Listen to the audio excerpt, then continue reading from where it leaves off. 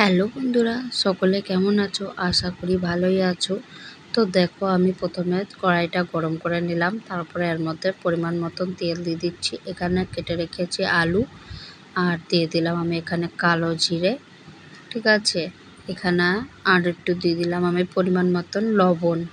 তো দেখতে থাকো আমার ভিডিওটা, আশা করি ভালোই লাগবে। কী রান্না করছি না করছি দেখতে থাকো, সবটাই বুঝে যাবে।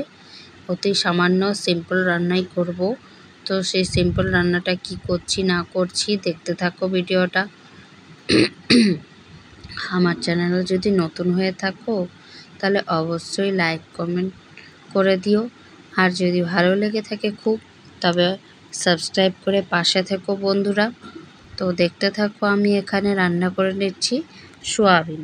তো এখানে প্রথমে আমি সোয়াবিনটা একটু মেয়ের জন্য অল্প করে নিয়ে করে নিচ্ছি। অল্প করের জন্য আলু ভেজে এর মধ্যে সোয়াবিনটাকে একটু নেড়েচেড়ে আমি লবণ হলুদ দিয়ে জাস্ট ওর জন্য একটা পাতলা করে ঝোল করে দিচ্ছি। যেহেতু বাচ্চা মানুষ, তাকে বেশি মশলাপাতি না খাওয়ানোই ভালো, তো সেই হিসাবে আমি ওর জন্য একটু জিরা ফোড়ন দিয়ে আমি একটা ঝোল তরকারি করে দিচ্ছি। ঠিক আছে, তো এরপরে আমি করব আমাদের জন্য, মানে আমি আমার হাজব্যান্ড আর শাশুড়ির জন্য যেটা আমি তরকারিটা করব, সেটা কিভাবে করছি না করছি তোমরা ভিডিওটা দেখতে থাকো, তাহলে আশা করি ভালোই লাগবে, খারাপ লাগবে না। তো এই পর্যন্ত আমার ভিডিওটা যদি ভালো লেগে থাকে তাহলে কিন্তু লাইক করে দিও। তো দেখো, এদিকে আমি ভাতটা বসিয়ে দিয়েছি, ভাতটা আমার হয়ে এসেছে, ফুটতেছে ভালো করে। তো একটু ফুটে গেলে আমি মাঠটা গেলে নেব। আর এদিকে মেয়ের ঝোলটাও হয়ে এসেছে, দেখো এদিকে টকবক করে ফুটছে, তোমরা দেখতেই পাচ্ছ। মেয়ের তরকারিটাও অনেকটাই হয়ে এসেছে। এদিকে আমি বাকি সোয়াবিনগুলো ভালো করে নেড়ে চেড়ে নিচ্ছি। ঠিক আছে, একটু সোয়াবিনটা ভেজে নিলে পরে ভালো হয় স্বাদটা তরকারির। তো সেই জন্য আমি সোয়াবিনটা ভালো করে নেড়ে চেড়ে নিচ্ছি, একটু ভাজা ভাজা করে নিচ্ছি। একটু পরিমাণ মতো লবণও দিয়ে দিচ্ছি, যাতে সোয়াবিনের মধ্যে আগে থেকে একটু লবণ থাকে। ঠিক আছে, তারপর তো পরে তরকারির সময় তো লবণ হলুদ মশলাপাতি যা যা দেবো সবই যাবে। আগে থেকে একটু যদি তেল আর লবণ দিয়ে ভেজে নাও সোয়াবিনটা, দেখবে টেস্ট হবে আলাদা রকম।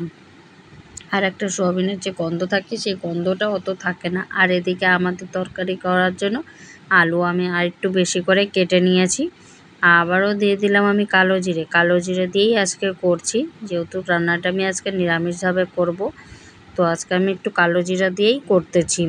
তোমরা কে কীভাবে করো জানি না, আমি যেভাবে করছি সেইটাই তোমাদের সঙ্গে শেয়ার করলাম। ঠিক আছে, তো ভালো লাগলে পরে তো অবশ্যই জানাবেই, আমি জানি, সেই জন্য আর কিছু বলছি না। তো দেখো আমি কিভাবে করছি সেটা দেখতে থাকো, ভালোই লাগবে। দিয়ে দিলাম আমি কয়েকটা কাঁচা লঙ্কা, আর এদিকে জিরা ফোড়ন দিয়ে আলুটা আমি ভালো করে নেড়ে চেড়ে নিচ্ছি।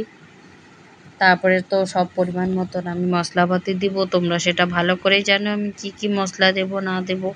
যা তোমরা দিয়ে থাকো আমিও সেগুলোই দিব। তো দেখো, এখানে লঙ্কার গুঁড়ো, জিরের গুঁড়ো, লবণ হলুদ সব পরিমাণ মতন আমি দিয়ে দিলাম। লঙ্কার গুঁড়ো কিন্তু এখানে দু রকমের আছে, একটা কাশ্মীরি লঙ্কার গুঁড়ো, আর দিয়ে দিলাম এখানে আদা। আর একটা হলো এমনি, যেটা ঝাল হওয়ার জন্য আমরা লঙ্কার গুঁড়ো ইউজ করে থাকি সানরাইসের। তো যাই হোক, এখানে সব মশলাপাতি দিয়ে দিলাম। এবার আমি এটাকে একটু ভালো করে কষিয়ে নেব। যত কষাবো তত স্বাদ বাড়বে, তাই না বলো বন্ধুরা? তো সেই জন্য আমি একটু ভালো করে নেড়ে চেড়ে নিচ্ছি, যাতে আলুটা ভালো করে কষানো হয়ে যায়। তারপরে সর্বশেষে তো সোয়াবিনটা দিবই আমি। তো আজকের সিম্পল রান্নাটা তোমাদের কেমন লাগছে না লাগছে জানিও কিন্তু বন্ধুরা, কমেন্ট না করে চলে যেও না। কমেন্ট যদি অফ থাকে তাহলে তো আর করার কিছু নেই। তো যাই হোক, কমেন্টটা যদি খোলা পাও তাহলে অবশ্যই আমাকে জানাতে ভুলিও না। ঠিক আছে, দিয়ে দিলাম এবার আমি সোয়াবিনগুলা দিয়ে এবার ভালো করে নেড়েচেড়ে নেব। এবার আলুটা আমার প্রায় কষানো হয়ে গেছে, এবার সোয়াবিনটা দিয়ে ভালো করে নেড়েচেড়ে নিচ্ছি। আমরা বলতে আমি নেড়েচেড়ে নিচ্ছি, আমরা তো আর কেউ নেই এখানে, আমি শ্বশুরবাড়িতেই তো আছি। যাই হোক, আমার বাপের বাড়িতে যাওয়ার ইচ্ছা আছে, তো এর মধ্যে আমি যাব ভাবছি। তো দেখো, এখানে ভালো করে আমি কিন্তু এটাকেও মানে সোয়াবিনটা দেওয়ার পরেও আমি কিন্তু ভালো করে নেড়াচেড়া নিচ্ছি, তোমরা দেখতেই পাচ্ছ। দেখো ভালো করে নেড়েচেড়ে নিলাম। এবার আমি পরিমাণ মতো কিন্তু জলটাও দিয়ে দেব।